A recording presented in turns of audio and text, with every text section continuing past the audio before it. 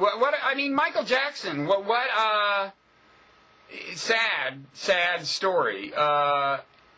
What do you? I mean, first of all, to younger viewers, I mean, there's two thresholds they won't remember. First of all, is the Jackson 5 coming on the scene, and just this being this kind of cool pop sensation, just pure pop, pure, some really happy, beautiful, fun pop with a kid. You know? Yeah, and some pretty songs. Yeah, some nice songs. I thought I'll Be There. Yeah. What?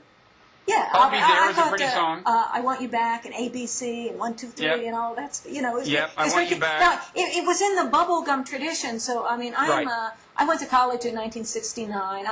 I'm 8 years older than Michael Jackson, and amazing that it got to be 50. That it was actually 50. It didn't seem like he could ever even be that old. No. But in my generation, the boomers who went to college in 1969, we kind of thought that the bubblegum music was to be looked down on. You weren't really supposed to like it. But now, I listen to the 60s on 6 on the satellite radio, my favorite channel, and I love all the old bubblegum songs. I think they really held up. I think the greatness of those catchy tunes and the cool singing, the happiness of those songs is, it's eternal. No, it's nice. And then there was a second phase where, as people have written, that his dancing emerged as part of his act in a big way, right as MTV was emerging. I remember in the early 80s when I first saw him dance when Thriller came out. There was a 25 Years of Motown TV show in about 1982, 83, something like that.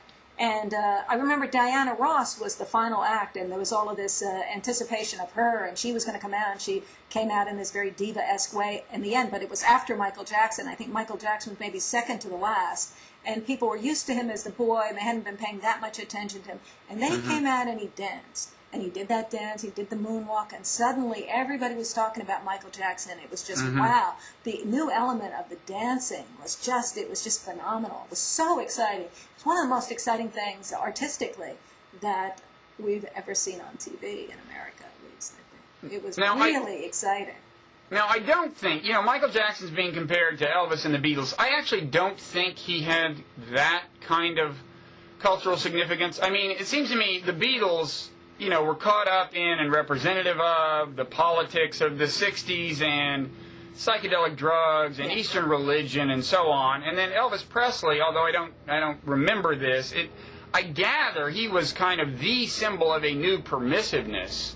Well, the Beatles and Elvis both channel some kind of sexual feeling that we had of the time, but we didn't really quite ever merge with Michael Jackson's sexual feeling. For one thing, initially when he was singing about teaching us how easy love is in ABC, he was a child, so what was he talking about? What was that? And then later, he seemed to be doing this sort of dangerous, sexy kind of sex out on the street with dancing, and it seemed a little bit of a violent edge to it. But what the hell was that? What was that? It was during the same period of the radical feminism where we were anti any kind of violence and don't even get close to anything that reminds us of rape.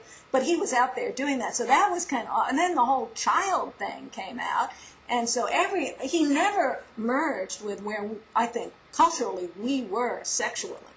Well, the other thing is that by then sexual permissiveness was old hat. I mean, I think when Elvis came on the scene, one reason he was a genuine source of concern to a lot of parents. I mean, apparently it was extremely controversial that he would move his hips. Yeah, we felt a stirring in our loins. Yeah. So that was, I mean, he symbolized something that was happening in the culture and continued to happen. But by the time Michael Jackson came along, it had happened. And Michael Jackson was moving his hips in a more interesting way, but still, moving your hips, didn't symbolize anything new. Yeah, it was really about the music and the dancing. And we didn't really, and then he was kind of a wacky character. We didn't really understand him. Like when he won all those, what do you call the things, the Grammys. When he won all the Grammys that one year and he got up on the stage in his military glittery outfit and he accepted them and he had that really high little voice and people were like, wow, that's really wacky. But it was just like, it was weird. They didn't know what to make of him. So he didn't correlate with these. Yeah, nobody wanted to be.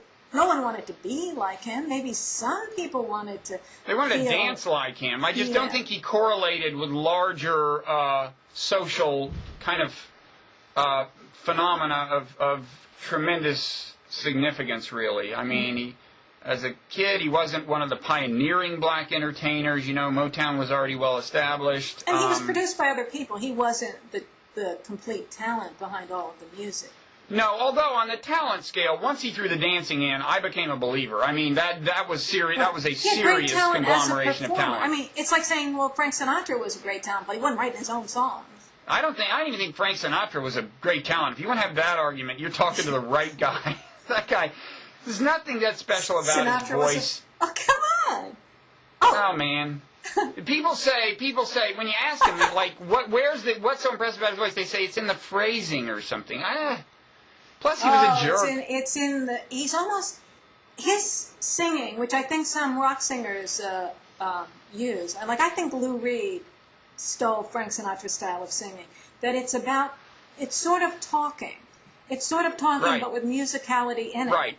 And that really gets to if the word it can really make the words touch you in a way that's magical. That's different from rock and roll singing. And I think I love to go back and listen to that. Speak for yourself, Ann-althouse. Did you know my father looked like Frank Sinatra enough that... Well, then you have an excuse. You have an excuse. He used to get asked for his autograph. And he would give his autograph. Frank Sinatra. Well, how nice Is that of him. wrong? Yeah. When he wasn't ruining the careers of disc jockeys who had the nerve to say something unflattering about him, he was a total thug. Total jerk. Totally bad person who couldn't sing very well. And that's my final word on